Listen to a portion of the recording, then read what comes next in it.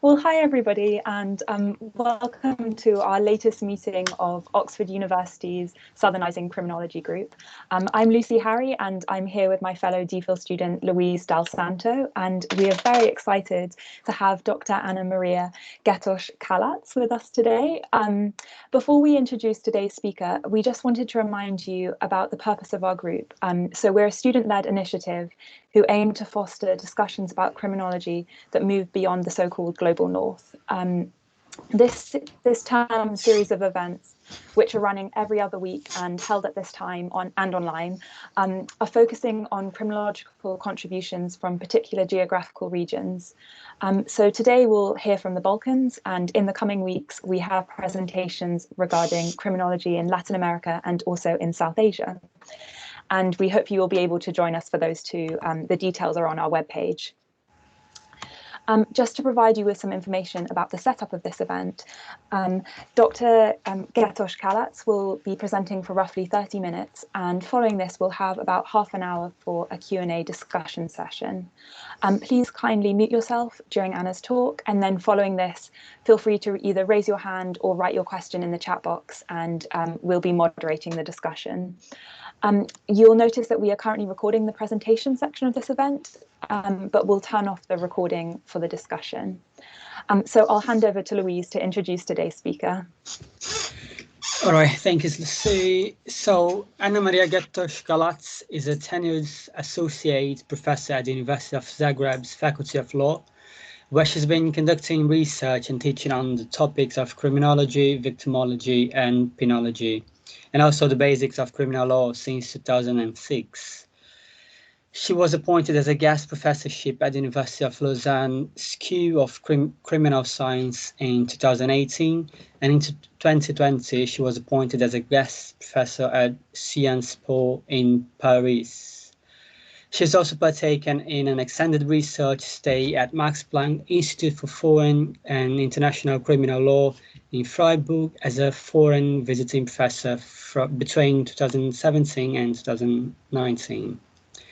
Professor Getos Kalac in 2012 founded the Balkan Criminology Research Group, which has revived criminological research in Croatia and the Balkans, and has refocused European criminological attention back to Southeast Europe. As part of this initiative, the research group has mapped 3 core areas of criminological research in the Balkans, which are basically criminology, victimology, and penology. Anna has very kindly offered to share with us an e-book version of the Balkan Criminology book series, and the link to that is on the event page, so feel free to go there and download this e-book. More recently, she has completed the Balkan Homicide project, which focuses on lethal violence in 8 states in the region, and these research findings are forthcoming in the Springer Briefs in Criminology under the title of Violence in the Balkans. We are very much looking forward to reading this in due course.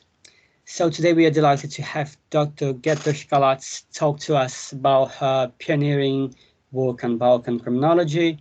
And now over to you, Anna. Thanks for this kind introduction, and obviously for the invitation. I would also like the opportunity to use the opportunity to congratulate on the great initiative with the Southernizing Criminology Discussion Group. As we just a few minutes ago commented, I was always under the impression, I mean, I didn't really give it a lot of thought, that this is a global phenomenon, but was a little bit stuck in the micro region of Europe and doing the Balkans, like the south of Europe within this context.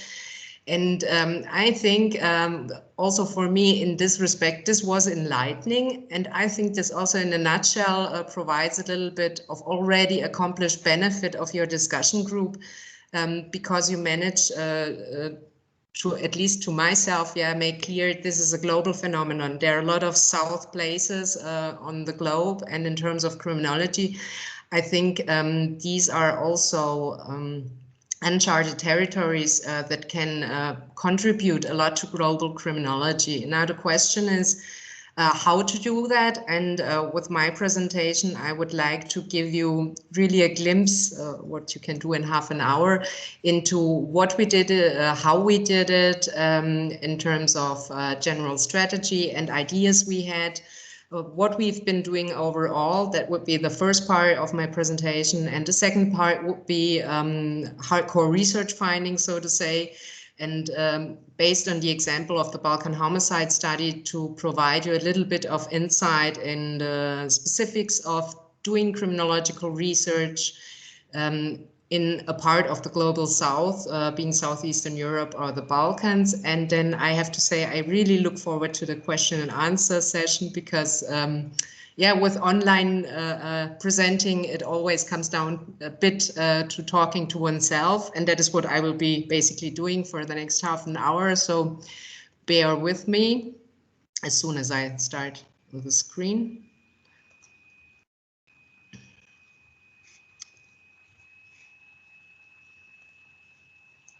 So since I don't see the team screen anymore, if you could verbally just confirm that you see the slide, that would be great.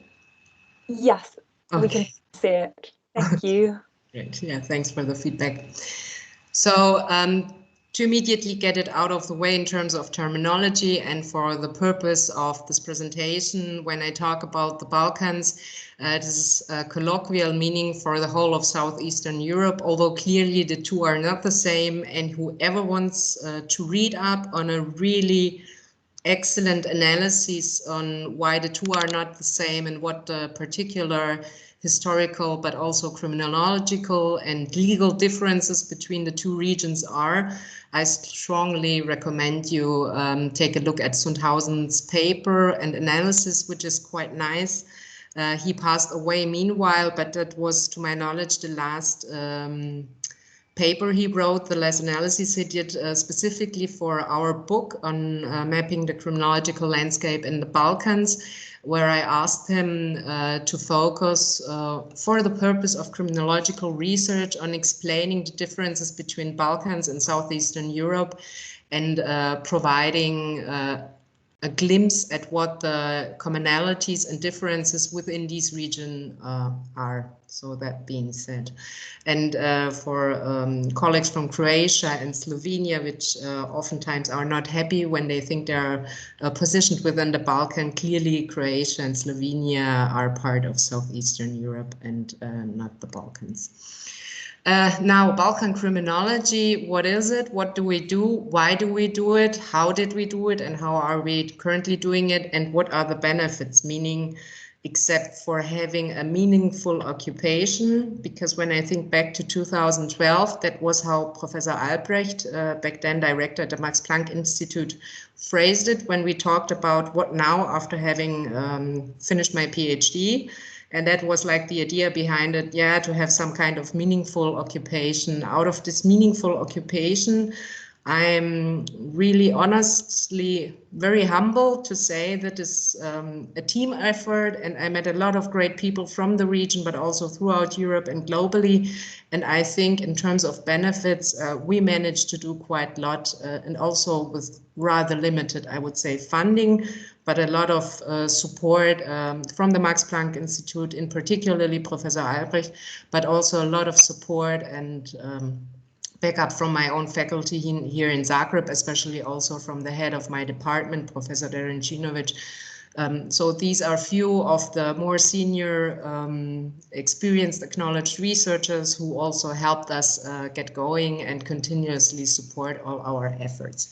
Now, what are we? We are basically a network of academics, researchers, and expert practitioners who deal with crime in and from the Balkans. And more generally, we basically acknowledge that the region in question is a criminological space sui generis. Now, on the small map, you can perhaps hopefully see how the whole concept evolved. So there was basically this cooperation between Freiburg in Germany and Zagreb at the law faculty.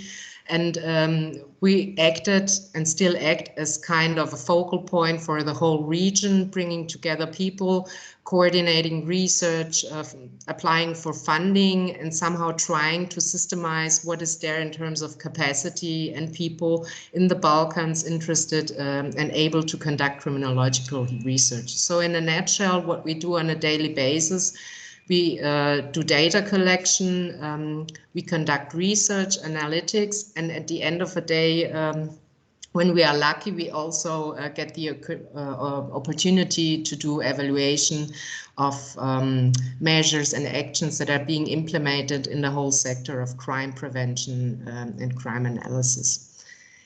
Now, why and how? We started with Balkan Criminology, well, quite early on, latest 2010.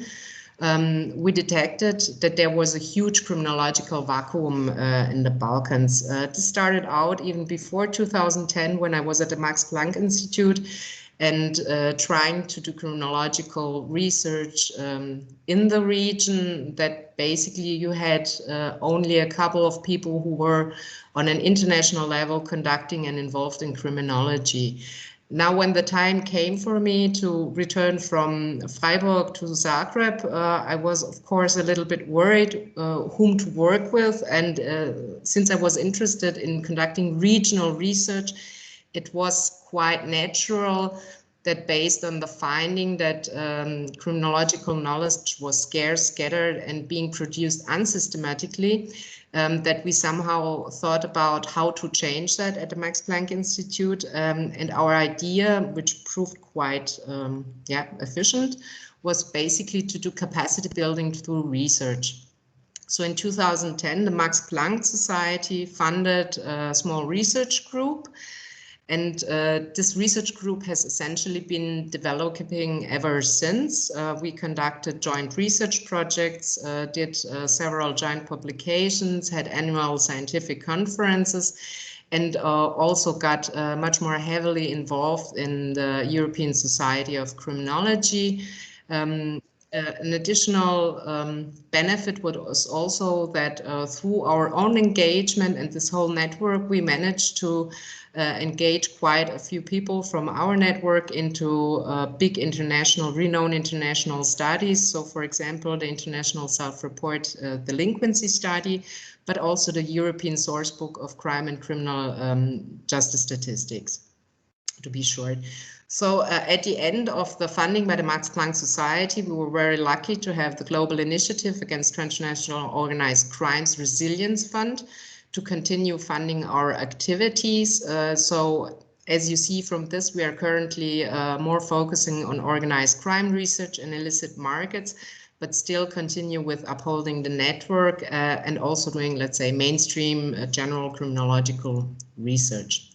Now, the question I dealt with in the last couple of weeks was a little bit of self-critical analysis, basically reconsidering on how Balkan criminology can actually contribute to global criminology. So what is the benefit of our engagement, besides, as I said, that we have something meaningful to do? And I see that on the one side, this is to fill an empirical gap. This has also been called an empirical black hole on crime and criminal justice topics throughout the region. Now, in this regard, I would also assess that within the given limitations of capacity and funding, we did a quite good job with that. This has also been nicely acknowledged by the European Society of Criminology and called a sort of a revival of comparative criminology throughout the Balkans. But this obviously is not all of it. Yeah, it's a precondition. Yeah, but in the end should also lead to criminological theory testing and further development. And I would say in an assessment, where are we today? Where are we going? We've arrived at a point where we should go to the next level, and something I will talk about a little bit later. So thinking about Southernizing European criminology, what the benefits are of our network and all the people that together with me work in it.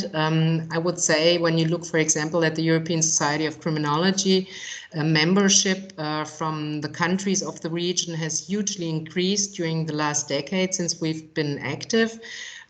We host 2 working groups of the European Society of Criminology. We frequently organize, I think at one year it was even 8 panels on Balkan criminology research and topics. 2 conferences have been hosted in Balkan countries by our partners. One was in Sarajevo, the other should have been in Bucharest, which we will have now due to pandemic in 2024.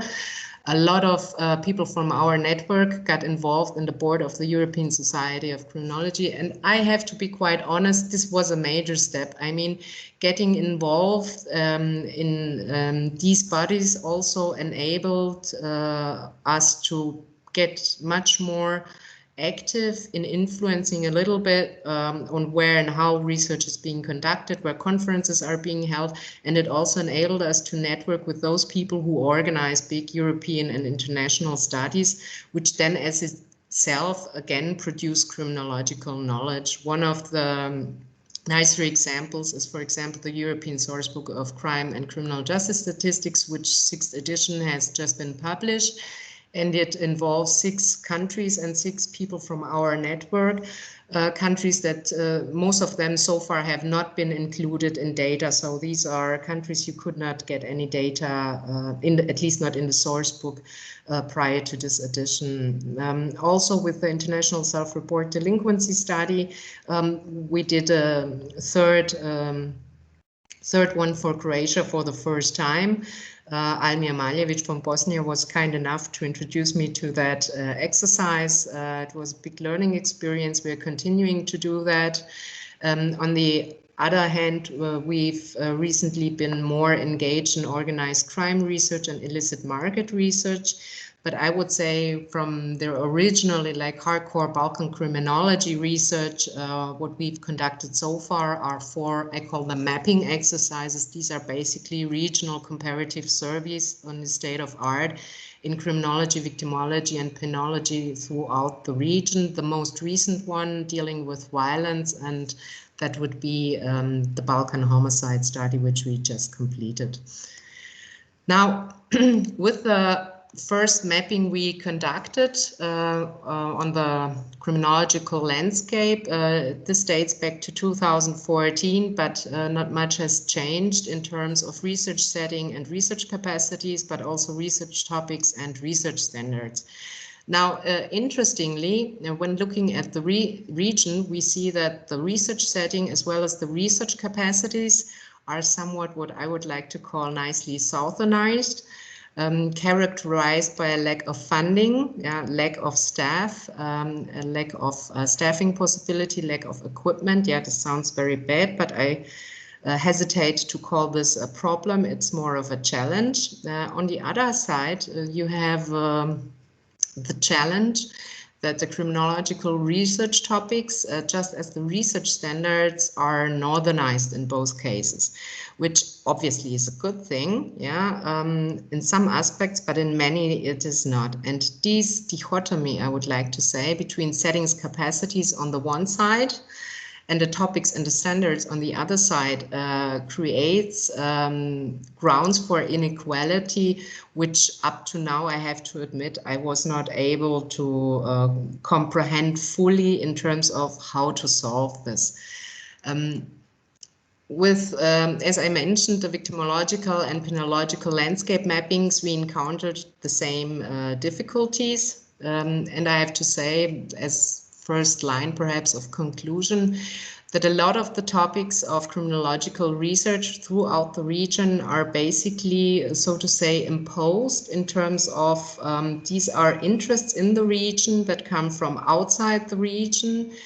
And since we lack own research capacities and settings, not completely, but simply we have less of them, there's not enough potential to develop own topics and also to upgrade standards.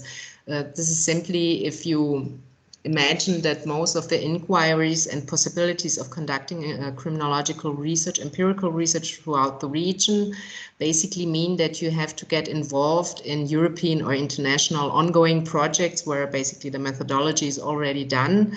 The research questions are put before you, and you really have minimal influence on whether and how you want to push for perhaps more authentic regional topics, issues, and questions. So the next thing I would do, after briefly having hopefully sketched the research setting and the state of art here in the region, would like to show you a little bit of actual research we have conducted on violence in the Balkans and the Balkan homicide study.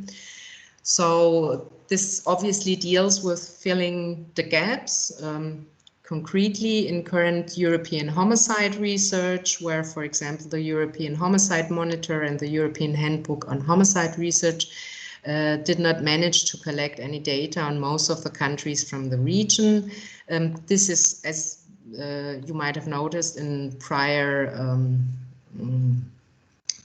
stuff I presented, also a consequence of lacking research capacity. This basically means that in most of the countries of the region you have 1, 2, perhaps 3 people covering the whole field of criminology. This also includes usually teaching at university, mentoring, having own projects, and then there is simply limited possibility for people to get involved in all kinds of projects, and all kinds of inquiries that come in. And that was obviously also the case with the European homicide study. So in an attempt to fill this gap, we looked at lethal violence in the Balkans. And one of the things I found very interesting, besides the fact that, for example, the UNODC Global Homicide Study clearly shows that our higher homicide rates throughout the region, although a little slightly declining in the past years. In general, there seems to be more homicides throughout the region. At least that is what the homicide rates tell us. There's also a nice occurrence with this violent Balkan images and stereotypes. And just a brief digression to another topic. It was in 2016 when I was on a trip, and I had in my hands the Lufthansa magazine. And it was so funny because this picture you see here, this illustration is from that Lufthansa magazine.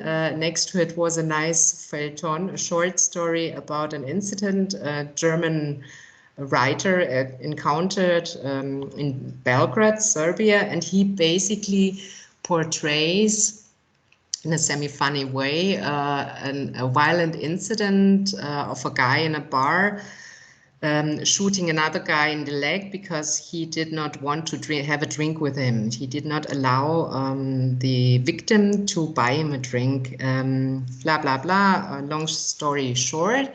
And now the author basically says how he went to hide away outside of Belgrade, had a lot of Slivovitz, and he describes what Slivovitz does to you. But the more alcohol he drinks, the more ready he was to get in the fight and go with the men from the family who went to town to find this guy and so on. At the end, of course, nothing happens. Yeah. And this was a nice depiction of this violent Balkan image of inhabited by clan people, who go around shooting each other for no good reason, obviously being very drunk.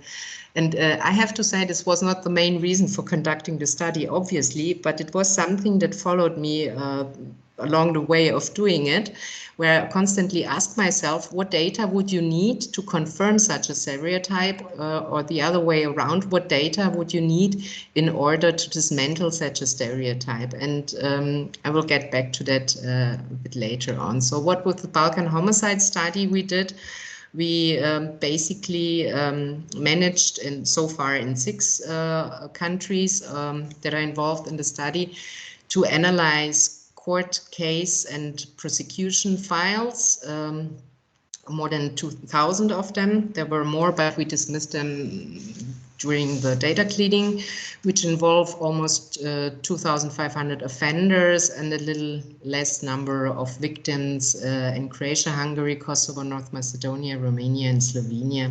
The two main avenues of research we were interested in was one, lethal violence is a normative and social construct. Yeah, what is it?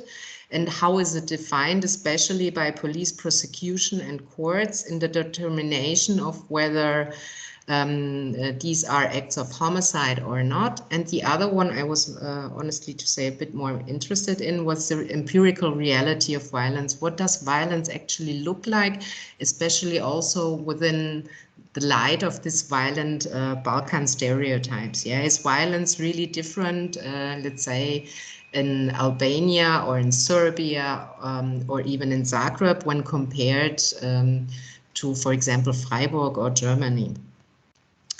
Looking at the sample, I have to say I'm quite happy with what we did as empirical criminological research. Is never perfect, neither is ours. But looking at the representativeness of our sample, we see that we managed to pick out quite a lot of cases.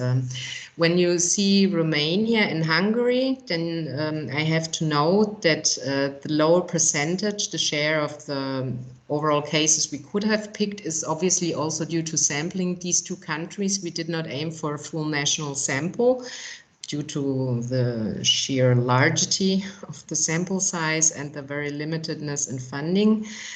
And herewith, I would also like to acknowledge the funding of the Max Planck Society, which, although quite modest, was essential to being even able to think about doing that study, not alone to conduct it. And for those colleagues who are here or will be watching the video later, I mean, it's no secret since these are public funds. We did the whole Balkan homicide study, including the fieldwork and everything, for 30,000 euros. That's roughly around 5,000 euros per country. Now, whoever has done fieldwork and court case and prosecution case file analysis on a nationwide basis will probably know that this is not a lot of money to do it, but we somehow managed to do it. So we basically really covered only basic costs of field workers getting from A to B and having to sleep somewhere in order to get access to the case files. I mean, the whole fieldwork experience is perhaps something we can also discuss during the Q&A session, not to bother you.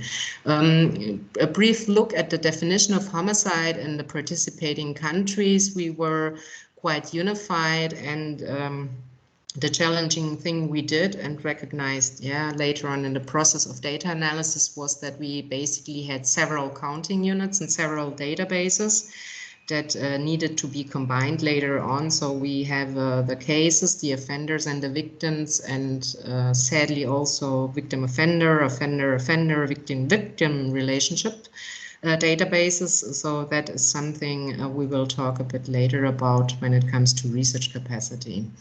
Now, this slide, this table basically is not in order to ask you to really look at the numbers. It's perhaps only to demonstrate you that even in a region that has quite similar legal tradition in many instances and was part of the same country for some time, at least some of the countries, you have huge differences in terms of sentencing ranges and legal provisions that deal with lethal violence.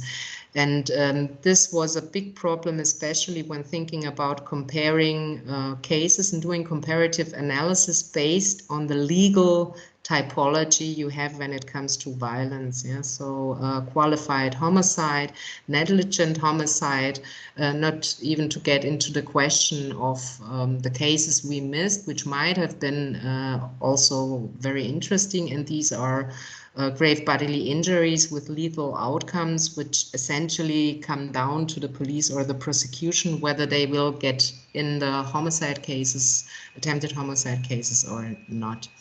Now, once we had collected the data and cleaned it, then we had it, and then we were wondering now what to do with it. Clearly we knew that we should do some kind of analysis, but whatever we did, we were really stuck with it. So what we did, since we did not start off from a theoretical framework or prefetched conclusions, since we had no prior research in this regard, we basically went through all the short descriptions of all the cases we had, and based on these came up with a Balkan homicide violence typology. That proved quite useful, and also is perhaps a nicer example of how lack of funding, but also experience in some cases can be a motor of innovation. Let's put it like that. Now, I really selected only some of the findings which I thought would be interesting in the context of the Balkan violence stereotype, because when we look at the more recent data, for example, the share of strange and intimate partner violence within our sample, then we see that we have no huge differences. Basically, we see what one would expect for any European group of 6 countries. So the majority of the lethal violence we see throughout the region is intimate partner violence, whereby this has also been increasing. So stranger violence, like in in all European countries, basically is really the exception.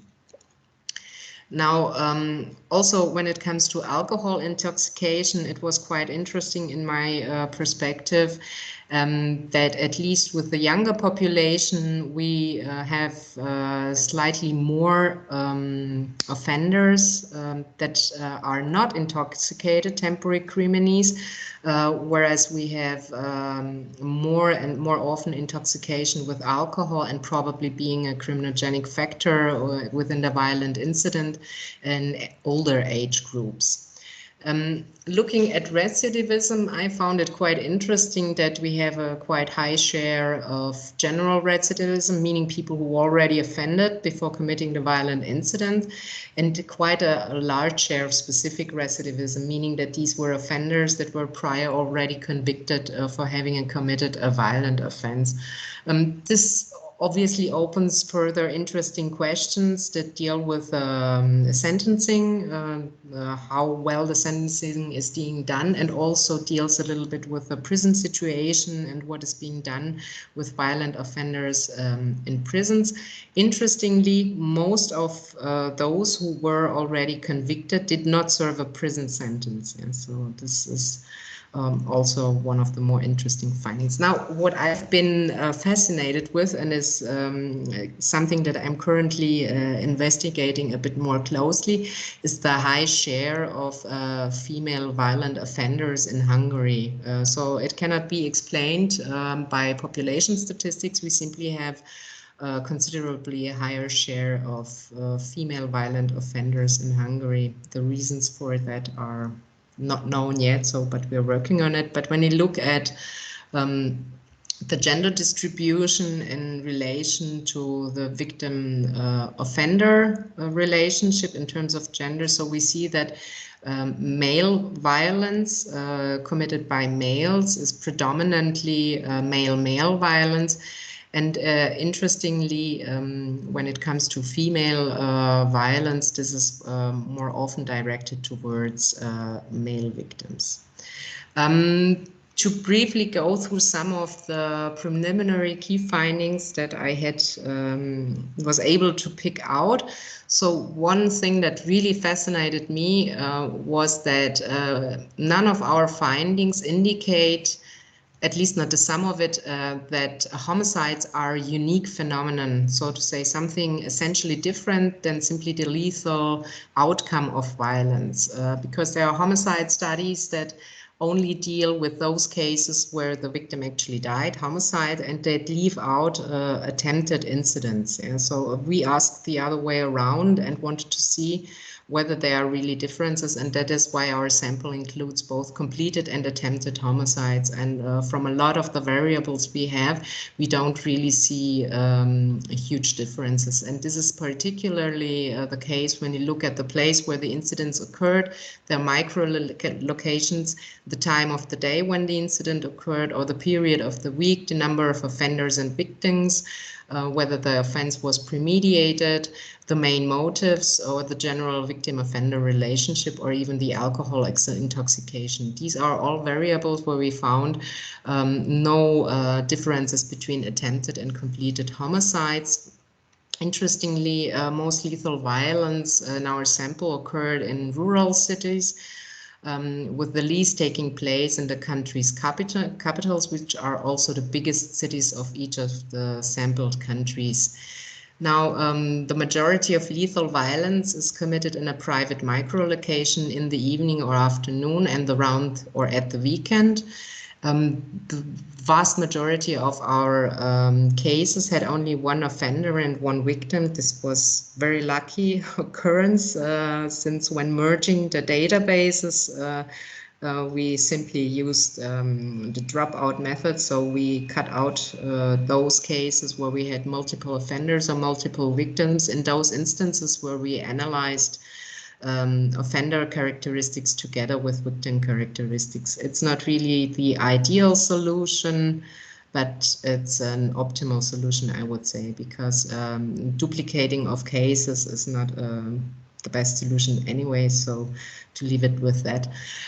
Slightly more incidents were premeditated, whereas half of the offenders' motives remained unclear. The other ones were mainly revenge and greed. With unclear motives, I have to say that we were very rigid in determining motivation of the offender. And this was also something that was quite enlightening for us, how difficult it is to post factum determine based on case files, motives, probable motives of the offenders. And this is also, I think, a general nice conclusion that is not completely new to homicide study, that most of the typologies are largely based on motivations and motives, and how tricky, and a lot of times, unkosher this whole exercise is. The victim-offender relationship is commonly one between non-strangers, whereas approximately the same share of offenders was intoxicated with alcohol, temporary criminis in case of attempted as well as completed homicides. From the more interesting findings, I would say, as we already saw, that stranger violence is the exception. And as I already noted, the Hungary sample is quite particular because it has a typically high share of female offenders, which also explains why in the Hungary sample we had a much higher share of separation, divorce, and private violence. Stranger violence in our sample we found is predominantly committed by males, whereas out of all offenders, only 15% of males committed intimate partner violence, compared to as much as 39% of females committing intimate partner violence. So basically this could be said that males, when acting out violently, usually do so against other males, but females, when they act out violently, act so more towards males, and usually in an intimate partner relationship. So also interesting with some of the stereotypes or premises about the region was that we find a rather low share of incidents being committed by firearms. Since the Balkans has a war legacy, and oftentimes it's speculated that a large amount of weapons and weaponry is still floating around. This was, I would say, a bit surprising, at least not something that one would expect. Similar it was with the organized crime violence nexus, which we could not confirm, since only 1.6% of all the cases, even when applying an extremely broad organized crime definition, could be linked to the criminal underworld. Now, it's at least my explanation or interpretation that most likely this low share is not a good reflection of the reality of violence, but rather a consequence of unknown offenders in such cases, which then as a result do not get picked up by the prosecution and of course cannot end up in our sample.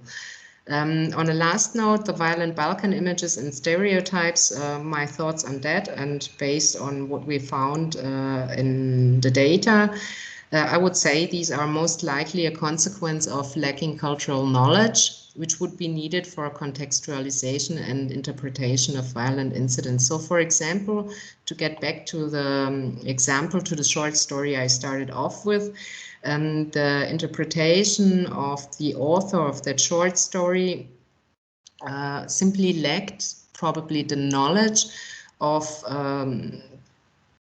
that the root of the whole conflict of that violent incident was based not in a banal event, yeah, like from a German perspective, it might look very banal that you wanna buy someone a drink in a bar, yes, and that this might result in getting shot in the foot. But throughout the region, it's almost a cultural, it's very rude and very offensive. Yeah, this could be something probably compared in Germany of someone having slapped you in the face. Yeah, especially if it's done publicly. So I would say a lot of these violent Balkan images and stereotypes are basically rooted in narratives about the region being written from an outside perspective, and oftentimes also lacking the cultural knowledge which would be needed for accurate interpretation. For more findings, as has been announced, there will be hopefully by the end of July, the first findings in an open access publication on the whole study and the data. So whoever is interested will probably have a look at that. Now, what do we do after having filled some of the gaps? Other words, beyond simply filling the gaps, yeah, we're quite good at doing empirical field work and filling out questionnaires and collecting data. What's the next level and what would be needed in order for us to reach that next level? Yeah, so the next level clearly is theory testing, but also development, so that we develop theories that are perhaps more fitting to the region or better explain the particularities of crime and criminal justice throughout the region than necessarily transplanting theories that have been developed and tested somewhere far away. Another thing I see for the next level is surely also setting, let's say, our own or more Southern research agenda instead of picking up what's being found interesting from outside the region for the region. A cornerstone of this next level clearly is criminological education and training. A lot of us working in criminology throughout the region had criminological education and training abroad. Now this is nice, but it again lacks the regional perspective, and it's also a pity because a lot of people don't come back who train abroad. And on infusing own Southern topics into European global criminology, I think there's a lot of room, and academic corruption, at least when thinking about it and looking a little bit at the region in terms of research funding, but also publishing, academic advancement, I think is something that should not be completely unknown even in the northernized world, and is a topic that I think criminology has not dealt with enough so far. Another topic I found very interesting and see as future very potential, the question of research standard and equal opportunities. So we saw this with the Balkan Homicide study. I had the good fortune of Marieke Liem, who was heavily involved in the European Homicide study, to advise me, help me, criticize me, point the way a little bit with the Balkan Homicide study.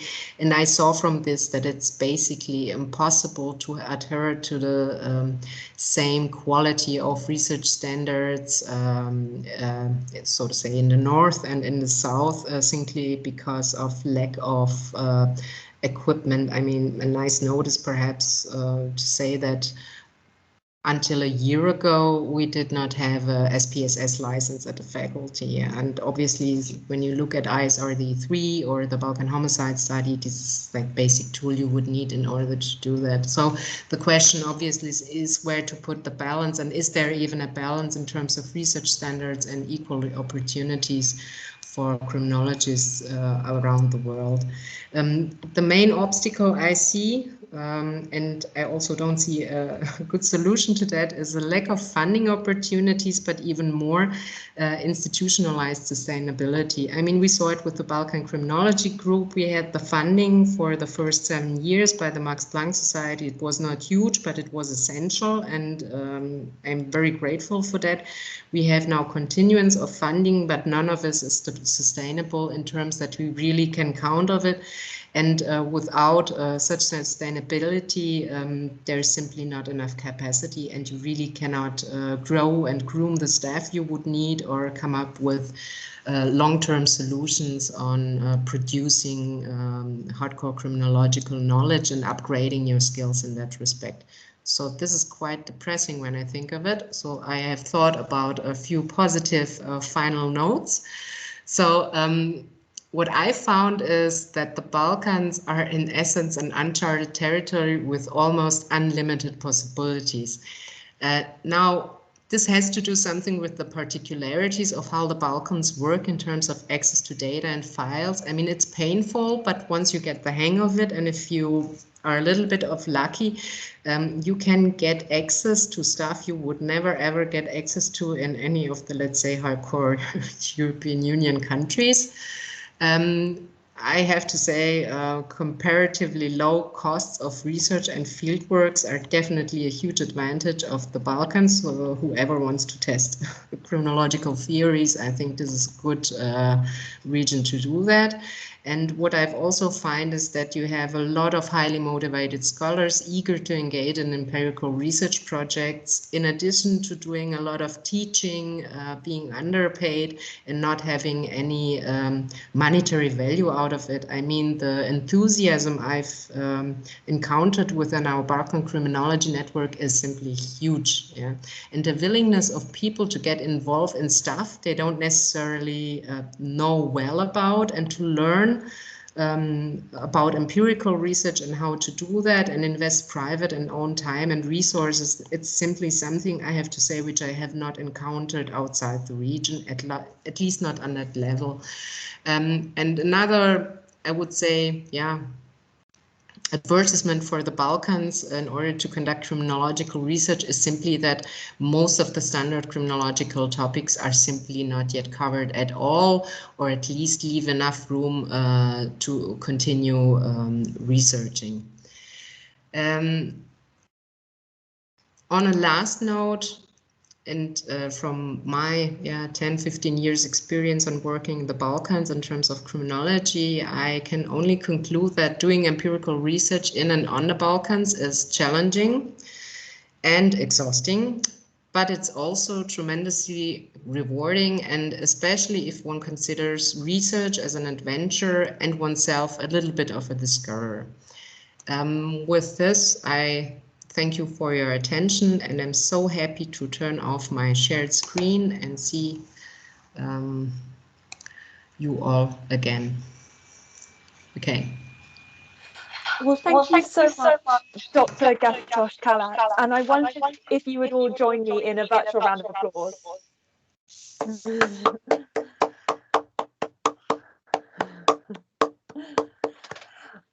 And I wondered if anyone, well, firstly, actually, Louise, if you wouldn't mind just turning off the recording.